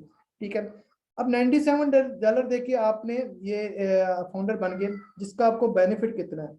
मैंने आपको बताया था कि जब एक छोटी सी वेबसाइट बनाते हैं तो $300-400 आपको महीने के पे करने पड़ते हैं, जो कि साल के अगर कैलकुलेट करें तो $4800 बन गए। अब यहाँ पे $100 में पूरे साल आपके लिए मार्केटिंग कैंपेन्स होंगी, आपके लिए नेटवर्किंग टीम बनेगी, वेबसाइट मिलेगी। मुझे बताएं $100 में आता क्या है? आपको ये सारा काम पूरा साल चलता रहेगा, कंपनी आपको फाउंडर्स के लिए करेगी। और ये आप फाउंडर पेशे 1 साल पहले बने या 1.5 साल पहले बने, ये फाउंडरशिप आपकी स्टार्ट होगी जब ये कंपनी लॉन्च होगी, तब से 1 साल तक। 1 साल बाद क्या होगा, आपको दोबारा ये पेमेंट देनी होगी, बट अपनी पॉकेट से नहीं देनी होगी। आपका प्रॉफिट इतना होगा, जब आप मिलियंस में खेल रहे होंगे तो $100 तो उसमें से ऐसे निकलेगा। नंबर 1 एक दफा ये हो गया। अच्छा, ये जो हम $97 देंगे, ये सिर्फ फाउंडर्स के लिए, ये एक आप कंपनी के पार्टनर बन रहे हैं। उसके बाद जब कंपनी लॉन्च होगी, जैसे कि तमाम दूसरी कंपनियां लॉन्च होती है, तो कंपनी की प्रोडक्ट पैकेज बाय करना होता है, तो दूसरे कस्टमर तो बाय करेंगे, लेकिन आपको भी वंस एक बार उस पैकेज की कीमत देनी होगी। उसकी प्राइस कंपनी ने रखी है $200 और $300 के दरमियान में रखी है। तो अभी उन्होंने डिसाइड नहीं की, इसकी रीजन हैं जो मैं बताऊंगा आपको। अब क्या है कि फर्ज करें हम हाईएस्ट प्राइस सोच लेते हैं $200-300। तो अगर $300 में हम ये पैकेज बाय करेंगे, तो उसमें क्या होगा, हमें ट्रैफिक पैकेज हमारा बाय होगा, हमें वेबसाइट हमारी काम करना शुरू हो जाएगी, हमारे रोबोट काम करना शुरू हो जाएंगे। तो वो जिस तरह जो वेबसाइट जो आम वेबसाइट खरीदता है $300-400 महीने के दे रहा है, हर महीने उसको कीमत पे कर रहा है, तो यहाँ पर सेम ऐसा ही है। जो पैकेज है हर महीने उसकी कीमत देनी है, लेकिन अपनी जेब से सिर्फ एक बार देनी है, जैसे अपने फाउंडरशिप की दी। और होगा जैसे ही वो आप उसका बनेंगे, फाउंडर बनेंगे, तो उसके कस्टमर बनेंगे, तो आप ऑटोमेटिक रीसेलर बन जाएंगे। रीसेलर क्या होता है, थोड़ा सा मैं ये भी बता दूं कस्टमर और रिसेलर में क्या फर्क होता है? कस्टमर जो होता है जो एक दफा चीज लेके चला जाता है, रिसेलर जो होता है जो चीजें बेचने की नीयत से दोबारा खरीदता है, फिर बेचता है, खरीदता है, वो रिसेलर होता है। तो आप जब एक कंपनी का पैकेज बाय करेंगे, ऑटोमेटिक फाउंडर्स रिसेलर बन जाएंगे, कस्टमर बनेंगे, कस्टमर बन के कीमत पे करेंगे, रिसेलर बन जाएंगे। तो रिसेलर में क्या होगा कि जब रोबोट्स आपके काम करेंगे, आपकी मंथली जो अर्निंग है वो ऑटोमेटिक दी जाएगी। इसकी काफी रीजंस हैं। अच्छा, असल में लोग ये भी कहते हैं जब कंपैरिजन एमएलएम से होना तो फिर वहां की बात करते हैं, क्योंकि कुछ एमएलएम कंपनियां क्या करती थी, हम हर महीने आपको 3 आईडी देंगे, वो 2 महीने देते, तीसरे महीने स्टक हो जाते हैं जी, पीछे से लोग काम नहीं कर रहे। तो भाई ये आर्टिफिशियल इंटेलिजेंस है, यहाँ लोगों ने काम नहीं करना, रोबोट्स ने काम करना है। तो ये चीजें आपकी अर्निंग कभी स्टक नहीं होगी। फिर कंपनी ये भी प्रॉमिस करती है आपको 3 इज फ्री, आपके नीचे 3 लोग आ जाते हैं तो आपकी मंथली जो है वो फ्री हो जाएंगे। तो आप 3 तो कंपनी ने देने देने हैं, तो आपको, लेकिन कंपनी की यही शर्त है ना, वंस आपको फर्स्ट टाइम पेमेंट देनी होगी, तो बाकी तो फिर आपको ज़ाहिर है उससे कस्टमर जनरेट होते जाएंगे, आपकी तो वो उसकी नौबत ही नहीं आएगी, आप मंथली पेमेंट भी देंगे और इसके अलावा अर्निंग भी करेंगे। तो यहाँ पर ये एक बेनिफिट ये दूसरे कस्टमर्स को ये है, जो कस्टमर्स आएंगे जो कि फाउंडर्स नहीं होंगे, कि उनके पास चॉइस होगी, या तो आप एक प्रोडक्ट ले लें, उनको प्रोडक्ट इतनी सस्ती मिलेगी, या पैकेज बाय कर लें। जब वो पैकेज बाय करेंगे ऑटोमेटिक रीसेलर बनेंगे, वो भी जिंदगी में एक बार ही पेमेंट करेंगे, और उसके बाद हर काम उनका मंथली जो सब्सक्रिप्शन है उनको फ्री में पड़ जाएगी। तो ये कि वंस आपको $97 दिया जो कि हर साल देना है, लेकिन आपने जेब से एक बार दे दिया, बस फिनिश। इसी तरह वंस आपको जो मंथली जो प्रोडक्ट का पैकेज बाय करना है वो भी एक ही बार देना है। कुछ लोग इसलिए भी कंफ्यूज होते हैं जब बात करते हैं ना कि मंथली देना पड़ता है, वो कहते हैं हमें मंथली अगर दूसरे महीने ना हुआ, भाई ऐसा नहीं होगा, ये कोई एमएलएम थोड़ी है, ये आर्टिफिशियल इंटेलिजेंस है। ये तो आपका स्टार्ट ही, अगर आप फाउंडर बन गए, हो सकता है जब आप कंपनी लॉन्च हो आपको पता चले आपके नीचे कितनी टीम बन चुकी है, आपकी अर्निंग कितनी हो चुकी है। हम 0 टीम वाले 3 का सोच रहे हैं, पता 3 आईडी हमारे नीचे आएंगे नहीं है, लेकिन जब ये काम करेगी तो हो सकता है 5-5 सेकंड के बाद 3-3 आईडी आ रहे हो। तो ये बड़ा ह्यूज प्रोजेक्ट है, इसको थोड़ा लाइटली नहीं लेना चाहिए। जी, मैं आई थिंक नाज़मा जी आपका क्वेश्चन क्लियर हो गया होगा। जी माशाल्लाह, बहुत ही अच्छा लगा, और सारी बहुत ही आसान तरीके से आपने सारी चीज़ों को लेके चल रहे हैं। और सबसे बड़ी बात मुझे ये लगी मिस्टर देश मुफारिज जी की, और रियली मैं सलूट करती हूँ, और वी आर प्राउड ऑफ कि वो हमारे सीईओ हैं और हमारे फ्रेंड्स भी हैं और हमारे पार्टनर भी हैं। बड़ी खुशी होती है ये सब जब हम बोलते हैं, बहुत ही एक मैजिक सा लगता है ये सब। मतलब उन्होंने जो जवाब दिया ना कि ये सबके लिए नहीं है, रियली ग्रेट सलूट। ये बात बहुत वाक़ई में, क्योंकि जितने भी हम फाउंडर्स देख रहे हैं ना, रियली बहुत ही पॉजिटिव हैं और बहुत ही अच्छी नेचर के हैं, बहुत ही हेल्पफुल वाले हैं कि लोगों की मदद करना चाहते हैं। जिससे भी हम लोग इंटरव्यू लेते हैं या बात करते हैं तो उनके अंदर एक पॉजिटिविटी नज़र आती है। तो रियली ये जो जवाब है ना, ये सबके लिए नहीं है, तो मैं इससे बहुत ज़्यादा सहमत हूँ। सर मैं एक चलते-चलते एक सवाल और पूछूँ? ये अपना ये बोनस क्या है?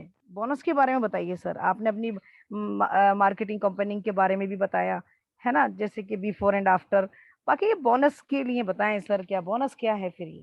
चलिए, मैं इसका वैसे जवाब मैं दे चुका हूँ, लेकिन मैं दोबारा क्लियर कर देता हूँ। हाँ, थोड़ा-सा मैं क्लियर होना चाहती हूँ इसका, क्योंकि कंपनी के आफ्टर फिर के, क्योंकि बिफोर में दे रही है तो फिर बाद में बोनस, तो ये थोड़ा-सा क्लियर कर दें सर। अच्छा, असल में एक और बात है कि बोनस, जैसे बोनस की अगर बात करें, बोनस कोई अर्निंग नहीं है।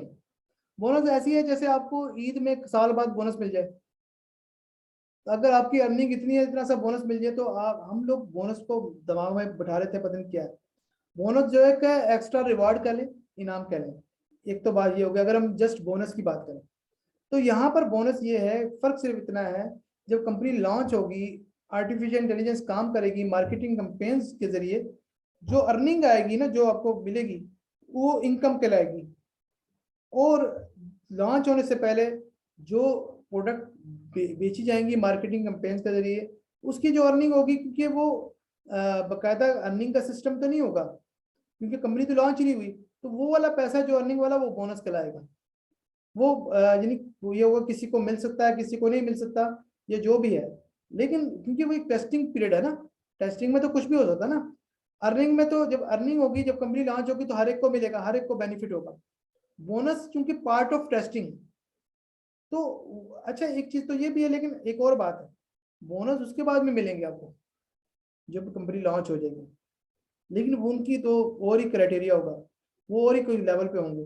ये तो जस्ट एक ट्रायल बैलेंस पे बोनस दे रहे हैं। तो अगर हम इसकी बात करें तो ये है कि ये जो कहा जाता है जिसकी बड़ी टीम हो उसको ज्यादा बोनस को, वो इस सेंस में बात करते हैं कि फर्ज करें आपको नीचे 100 लोगों को बोनस मिलता है, तो वो उसका बेनिफिट आपको भी तो होगा ना, आपको बेनिफिट हो गया। लेकिन अगर आपकी टीम नहीं है तो अगर आपको मिला तो सिर्फ आपका बोनस थोड़ा हो गया। लेकिन ये कोई इतना इश्यू नहीं है, हम एक छोटी चीज पे फोकस नहीं कर सकते। अगर हमारी 0 टीम भी है, हम उतने ही कामयाब हैं। लेकिन लोग जब देखेंगे कि इसके इतने बेनिफिट होंगे, वो खुद काम करेंगे, ठीक है ना। हम मैन्युअली काम करके हम अपने ऑफिस बना सकते हैं ऑन पैसिव। आप एक कंपनी के पार्टनर है भाई, आप देखिएगा, जब आपको पता है कि जब भी कंपनी तो ये दे रही है आर्टिफिशियल इंटेलिजेंस के जरिए, हम अपना क्यों नहीं ट्रेनिंग सेशन खोलें, हम अपना तो क्यों नहीं यहाँ काम करें, हम अपनी क्यों नहीं सेल्स टीम बनाएं, तो मैन्युअली भी काम होगा। तो ये चीज होगी। तो उम्मीद है आपका ये क्वेश्चन का क्लियर हो गया होगा। नहीं नहीं सर, बिल्कुल क्लियर। जी जी सारे ही क्वेश्चंस के आंसर आपने बखूबी बहुत अच्छे दिए हैं, और यकीनन मैं बहुत ज्यादा, हम लोग बहुत ज्यादा एक्साइटेड, हम पहले ही बोल रहे हैं हम बहुत ज्यादा खुश हैं। लेकिन जी ये बताऊं कि किसी की जेब से पैसा निकालना कुछ लोगों के लिए बहुत आसान है, उससे ज्यादा उसको भरोसा देना बहुत आसान है, यकीनन जैसा कि हम देख रहे हैं। लेकिन वादा पूरा करना बहुत मुश्किल है सर। ये कोटेशन है, बहुत ही मैं जबरदस्त इस है बात पे ना एक बात कहूंगा। वसीम साहब? मैं इसको पूरा कर दूं जी क्योंकि ये हमारे व्यूवर्स के लिए बहुत अच्छी बात सोच होगी। जैसे कि अभी मैंने दोबारा रिपीट करूंगी, किसी की जेब से पैसा निकालना कुछ लोगों के लिए बहुत आसान है, उससे ज्यादा उसको भरोसा देना उससे भी ज्यादा आसान है। लेकिन एक वादा पूरा करना बहुत मुश्किल है। यानी हम लोगों को ये चाहिए कि किसी को हम इतना कॉन्फिडेंस लेवल ना दिखाएं। जैसे कि आपने जितने भी सवालों के जवाब दिए बखूबी टेक्निकल भी दिए हैं और वैसे भी दिए सारे, दरअसल सारे कंपनी के अकॉर्डिंग टू है। इसमें कोई ऐसा नहीं है कि कहीं दावा किया गया है या कहीं डायरेक्ट बोला गया है या कोई वादा किया गया है, क्योंकि प्रोसीजर सुनते आ रहे हैं, प्रोसेसिंग में आपने बताया, और चीजें किस किस तरह क्या काम कर रही है वो सब भी आपने बताई। और मैं सभी से ये कहूंगी कि जो बहुत यानी कि वादा पूरा नहीं कर पाते, लेकिन मैं ये जरूर कहूंगी कि इंसान अपने सपने देखना बंद ना करे, क्योंकि सपने तो मेरे हैं और मुझे देखने का हक है। तो मैं ये कहूंगी, वसीम साहब आप इसके ऊपर क्या बोलना चाहेंगे? लास्ट लास्ट देखिए, क्वेश्चन। आपने बहुत अच्छी बात की। असल में मुझे एक दुख होता है कि यहाँ पर अक्सरियत जो फाउंडर्स की है ना, जो कहते हैं हमारी इतनी टीमें बन चुकी हैं, तो जो लोग झूठ बोल के ज्वाइन करवाते हैं ना, मुझे उन पर अफसोस होता है। वो उसको एमएलएम की तरह ट्रीट करते हैं, ठीक है ना। तो लेकिन ये कि चलो झूठ बोल के उन्होंने एक अच्छी कंपनी में उन्हें ज्वाइन करवा दिया, ये तो अच्छी बात होगी। लेकिन ये कि जब वो बात पूरी नहीं होती तो फिर लोग कंप्लेंट करते हैं। अच्छा, मेरे नजदीक एक 2 चीजें बड़ी इंपॉर्टेंट है। एक आपकी पॉजिटिव अप्रोच और एक राइट टाइम पे राइट डिसीजन लेना। मैं मिसाल दूंगा कि आपने वादे की बात की, वादा तो पूरा करना चाहिए। और इससे पहले कि मैंने आज तक जितने भी लोगों को, मेरी बहुत ज़्यादा बड़ी टीम नहीं है, लेकिन आज तक जितने भी लोगों को मैंने गाइड किया है, उन्हें सारी एक एक सिचुएशन बताई है कि भाई ये चीज़ एक अच्छा चीज़ है। अगर आप इसको रिस्क समझे तो लेना चाहिए, कि ये इतनी बड़ी अमाउंट नहीं है, क्योंकि टेक्निकली मैं इन चीज़ों को देखता हूँ, मेरे ख्याल में इसको ज्वाइन करना चाहिए। नॉर्मली जो एमएलएम नेटवर्किंग वाले लोग क्या करते हैं, वो क्या करते हैं, अपने फैमिली रिश्तेदारों को नहीं ये बताते कि कहीं कंपनी चली जाए तो हमें कोई तंग ना करे। लेकिन यहाँ पर यह है कि मैंने अपने तमाम फैमिली मेम्बर, दोस्तों जो मेरे करीबी थे, उनको कहा आप ये ज़रूर ये कंपनी ज्वाइन करें और ये इंशाल्लाह आपको बेनिफिट होगा। अच्छा, मैं बात कर रहा था पॉजिटिव अप्रोच की। तो पॉजिटिव अप्रोच तो एक तो राइट टाइम पर राइट डिसीजन लेना ये है। जैसे एक प्लॉट है, आपको 2 लाख रुपए मिल रहा है कि भैया इसकी कीमत 20 लाख तक चली जाएगी, आप नहीं फैसला करते। जब 2 सालों बाद उसकी कीमत 20 लाख होती है, तब आपको उसको लेने का फायदा कोई नहीं होता। चीज तो आपने सही चूज कर ली, लेकिन राइट टाइम पर राइट डिसीजन नहीं लिया।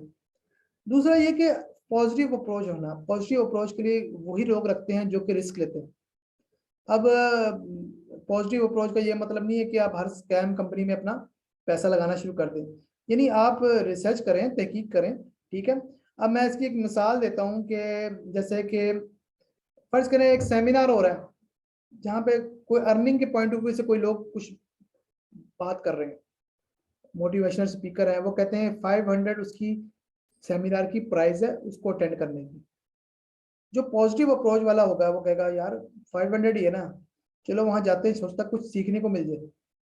जो नेगेटिव अप्रोच का होगा वो कहेगा यार हमारे पैसे डूब ना जाएं, क्या जरूरत है पैसे बर्बाद करने की, बिरयानी मिलेगी कि नहीं, वो उसकी कैलकुलेशन कुछ और होगी। तो जो पॉजिटिव, जो लोग बंदा सोच रहा है ना, वो पॉजिटिव ट्रांजैक्शन कर रहा है एक अच्छे मोटिव के लिए। वो अगर पहले वो सेमिनार अटेंड करता है, उसको समझ नहीं आता, थोड़ा समझ आया थोड़ा नहीं है, वो कहता है चलो कोई बात नहीं, मैं एक और वेबिनार एक सेमिनार अटेंड करूंगा। तीसरे सेमिनार पे वो वहां पे इन्वेस्टमेंट कर देता है और अमीर हो जाता है, पैसा आ जाता है। तो उसकी तीसरे सेमिनार पे उसकी पॉजिटिव ट्रांजैक्शन कैश हो गई। तो पॉजिटिव ट्रांजैक्शन करना जरूरी है, तभी कैश होगी ना। तो जो शख्स अभी सोच रहा था वो कलर का कलर की रहा, वहीं पे वो काम कर रहा है। जिसने पॉजिटिव ट्रांजैक्शन की वो जीत गया। तो ये ऐसी ही एक पॉजिटिव ट्रांजैक्शन है, बल्कि बहुत बड़ी ट्रांजैक्शन है जिसका कैश बहुत बड़ा है। जी नाजमा जी। जी वसीम साहब, अल्हम्दुलिल्लाह माशाल्लाह, नजर न लगे, बहुत अच्छा प्रोग्राम कंटिन्यू रहा और बहुत ही बगैर झिझक के, बगैर रुकावट के, बहुत ही अच्छा, आप बहुत अच्छा बोलते चले जा रहे हैं और दिख रहा है कि आपकी मेहनत जो है अब वाकई में आप है। तो मैं मेरे तो सभी क्वेश्चंस के आंसर आपने दे दिए हैं। अब मेरे ओवर टू शाहीन मैम, आगे देखें वसीम साहब से कुछ क्वेश्चंस या एनी कोई भी। शुक्रिया नाज़मा मैम, बहुत सारे आपने भी सवाल कर ही लिए, मतलब एक के अंदर एक सवाल निकलता चला जा रहा था और वसीम सर ने बहुत सारा हमें टाइम दिया। तो मैं तो बस इतना ही कहूंगी कि वसीम सर के लिए ये देखिए कि एक तो इंसान के अंदर एक नॉलेज होती है, जो फील्ड में वो पढ़ाई करते हैं या जो भी टेक्निकली नॉलेज उनको नहीं होती हर किसी को, लेकिन यहाँ पर उनकी अपनी एजुकेशन के साथ साथ ही जो है उनको कितना जबरदस्त टेक्निकल नॉलेज है ऑन पैसेज को लेकर के। और चाहे वो आने, बहुत सारे लोग ऐसे हैं जैसे अभी मैं सुनती हूँ, वो कहते हैं कि हमें तो पता ही नहीं था कि एआई क्या होता है, लेकिन यहाँ पर आपको एक एक सवाल का बिल्कुल बारीकी से और बहुत ही अच्छे अंदाज में वसीम ने जवाब दिया।